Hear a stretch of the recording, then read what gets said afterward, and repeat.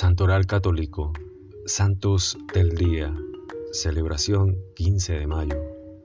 El Santo del Día es una reseña diaria de los santos guardados en la memoria de la Iglesia, historias de maestros de vida cristiana de todas las épocas que como faros luminosos orientan nuestro camino.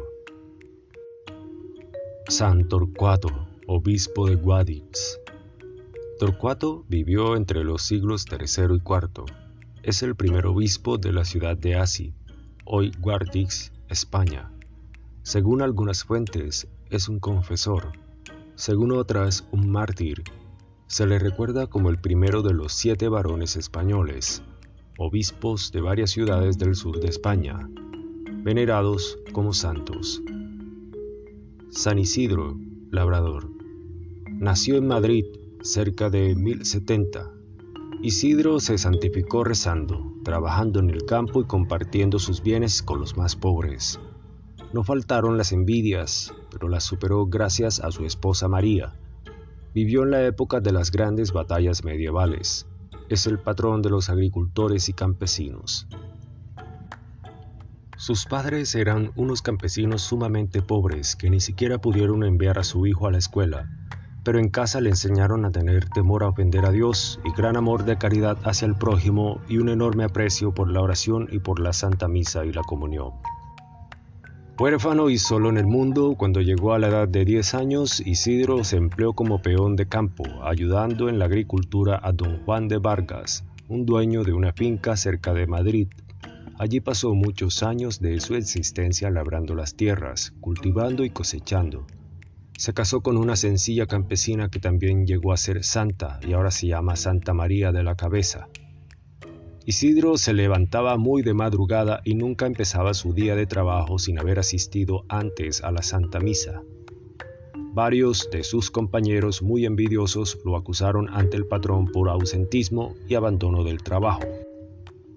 El señor Vargas se fue a observar el campo y notó que sí era cierto que Isidro llegaba 1 hora más tarde que los otros. En aquel tiempo se trabajaba de 6 de la mañana a 6 de la tarde. Pero que mientras Isidro oía misa, un personaje invisible, quizá un ángel, leguaba sus bueyes, y estos araban juiciosamente como si el propio campesino lo estuviera dirigiendo. Los maometanos se apoderaron de Madrid y de sus alrededores, y los buenos católicos tuvieron que salir huyendo. Isidro fue uno de los inmigrantes y sufrió por un buen tiempo lo que es irse a vivir donde nadie lo conoce a uno y donde es muy difícil conseguir empleo y confianza de las gentes. Pero sabía aquello que Dios ha prometido varias veces en la Biblia: yo nunca te abandonaré, y confió en Dios y fue ayudado por Dios. Lo que ganaba como jornalero, Isidro lo distribuía en 3 partes, una para el templo, otra para los pobres y otra para su familia, él, su esposa y su hijito, y hasta para las avecillas tenía sus apartados. En pleno invierno, cuando el suelo se cubría de nieve, Isidro esparcía granos de trigo por el camino para que las avecillas tuvieran con qué alimentarse. Un día lo invitaron a un gran almuerzo. Él se llevó a varios mendigos a que almorzaran también. El invitador le dijo disgustado que solamente le podía dar almuerzo a él y no para los otros. Isidro repartió su almuerzo entre los mendigos y alcanzó para todos y sobró.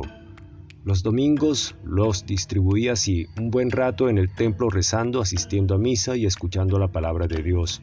Otro buen rato visitando pobres y enfermos, y por la tarde saliendo a pasear por los campos con su esposa y su hijito. Pero un día, mientras ellos corrían por el campo, dejaron al niñito junto a un profundo pozo de sacar agua, y en un movimiento brusco del chiquitín, la canasta donde estaba dio vuelta y cayó dentro del hoyo.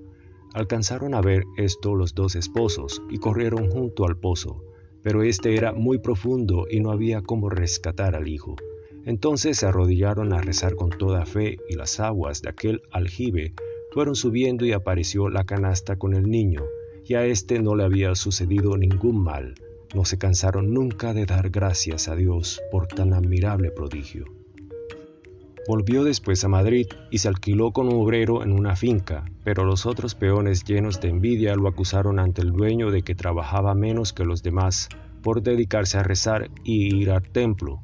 El dueño se le puso entonces como tarea a cada obrero cultivar una parcela de tierra, y la de Isidro produjo el doble que la de los demás, porque nuestro Señor le recompensaba su piedad y su generosidad. En el año 1130, sintiendo que se iba a morir, hizo humilde confesión de sus pecados y recomendando a sus familiares y amigos que tuvieran mucho amor a Dios y mucha caridad con el prójimo. Murió santamente. A los 43 años de haber sido sepultado en 1163, sacaron del sepulcro su cadáver y estaba incorrupto, como si estuviera recién muerto. La gente consideraron esto como un milagro. Poco después el rey Felipe III se hallaba gravísimamente enfermo y los médicos dijeron que se moriría de aquella enfermedad. Entonces sacaron los restos de San Isidro del templo a donde lo habían llevado cuando los trasladaron del cementerio. Y tan pronto como los restos salieron del templo, al rey se le fue la fiebre, y al llegar junto a él los restos del santo, se le fue por completo la enfermedad.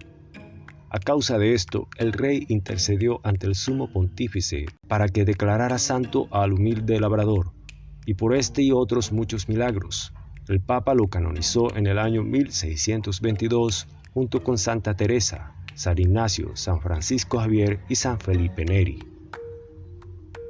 Gracias, gloria a Dios.